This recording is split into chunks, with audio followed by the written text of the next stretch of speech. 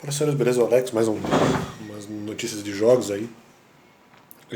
Parece que a Warner e a NetherRealm, para alguns meses atrás, acho que já é uma coisa até relativamente sabida já, estão lançando Mortal Kombat 11 para PC, PS4, Nintendo Switch, Xbox One.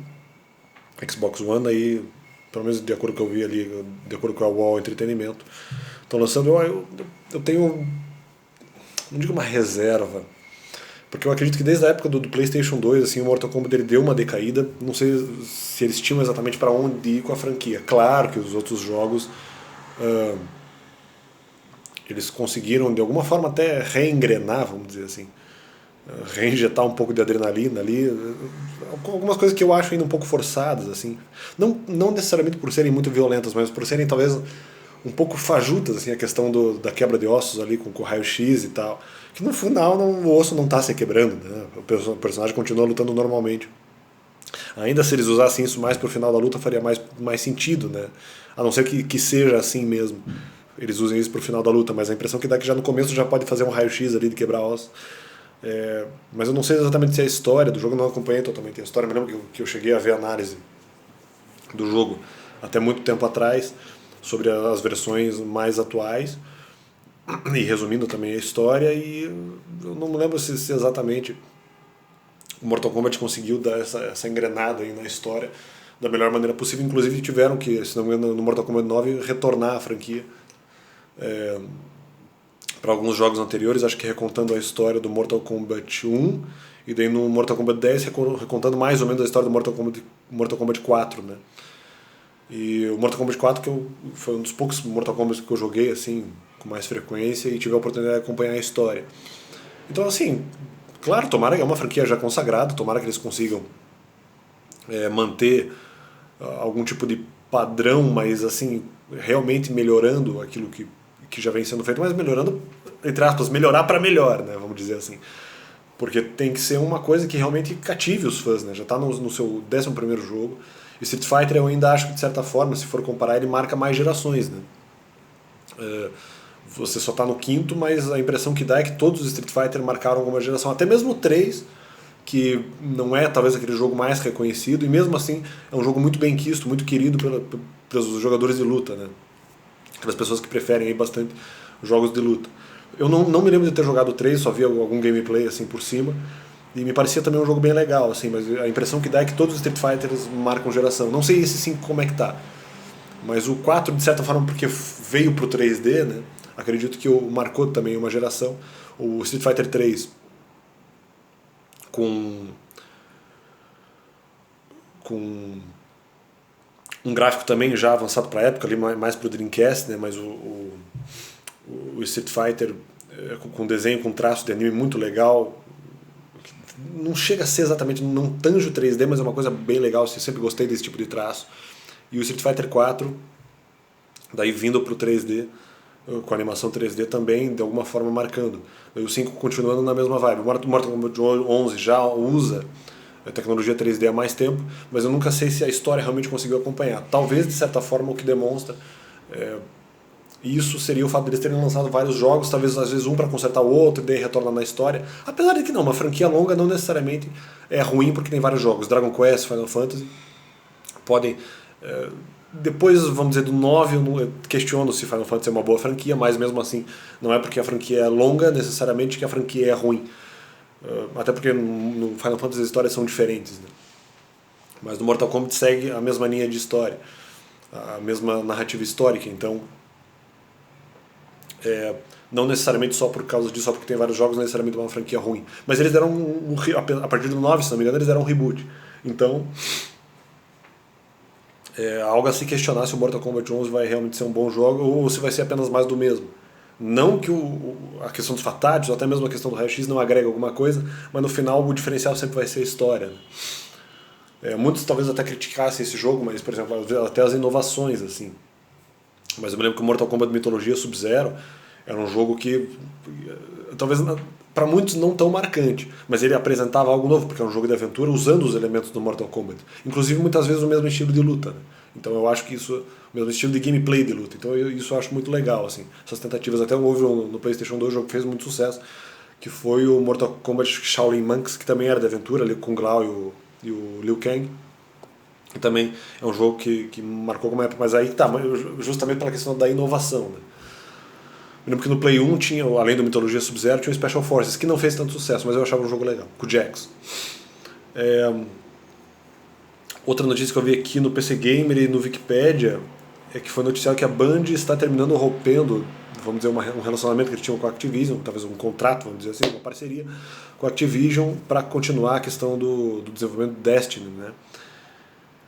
E que essa Band ainda continua com os direitos sobre o jogo e eles de alguma forma vão continuar o fazendo, né? Mas agora seria, se fosse para ser lançado, seria o Destiny 2 já, imagino.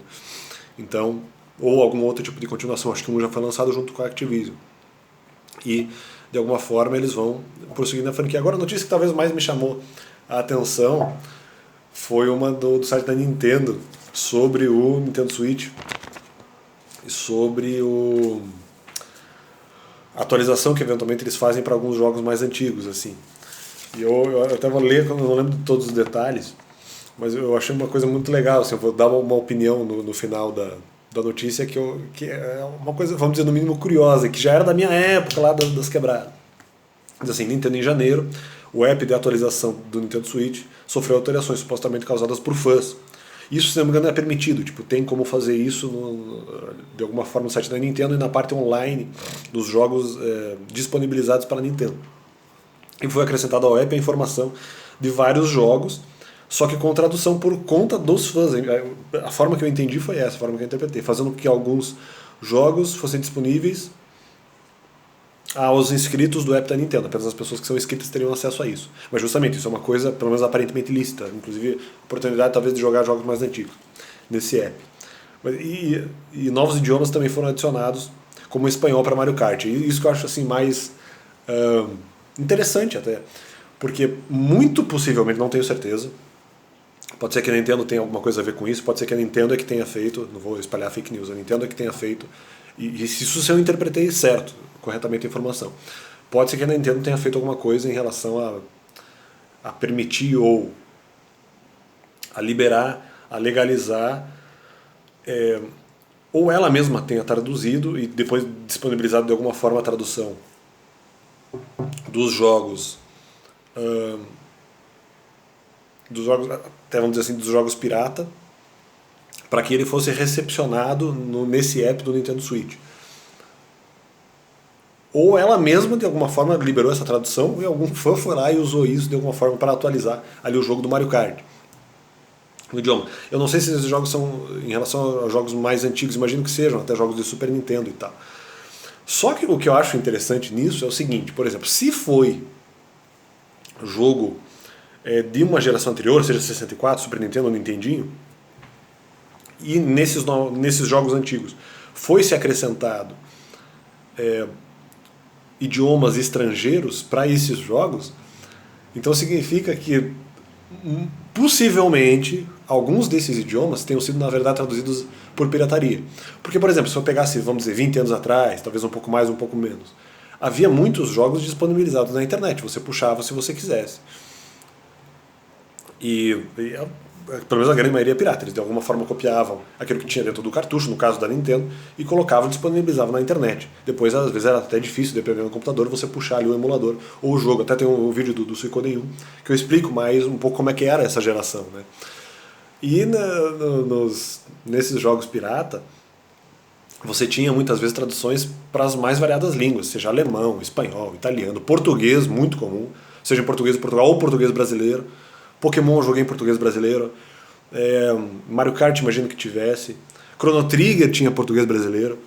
Então, cara, eu imagino que algumas dessas atualizações de idioma, elas tenham sido piratas, o cara foi lá, copiou de alguma forma no computador, não sei como o cara conseguiu traduzir isso informaticamente para a linguagem do app do Nintendo Switch, da Nintendo, né, para disponibilizar esses jogos mais antigos com linguagens e com idiomas estrangeiros que não são inglês e nem japonês.